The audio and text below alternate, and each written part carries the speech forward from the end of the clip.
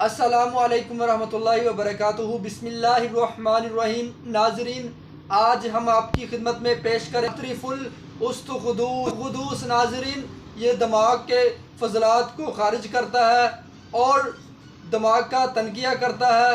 سوداوی بیماریوں میں اور بلغمی بیماریوں کے اندر، نزلہ زکام کے لیے، کیرے کے لیے، قبض کے لیے اور اس کے علاوہ درد سر کے لیے اور درد شقیقہ کے لیے، جو درد شقیقہ پرانا ہے انشاءاللہ استقدوس سے جو ہے درد شقیقہ ختم ہو جائے گا۔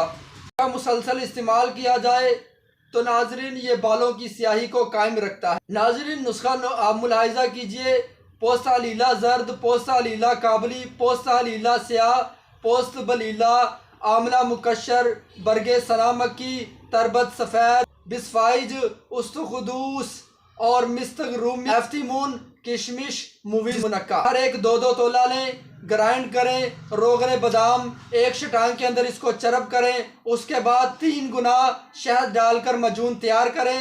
7 ماشا مجون صبح اور شام کے وقت استعمال کریں دودھ کے ساتھ۔ انشاءاللہ دماغی بیماریوں کے لیے، درد سر کے لیے اور درد شقیقہ کا یہ قلعہ کما کرتی ہے اور بالوں کی سیاہی کو انشاءاللہ قائم کرے گی۔ تو ناظرین، دعاؤں میں یاد رکھیے۔ اللہ تعالیٰ آپ سب کا حامی و ناصر۔ السلام علیکم ورحمۃ اللہ وبرکاتہ۔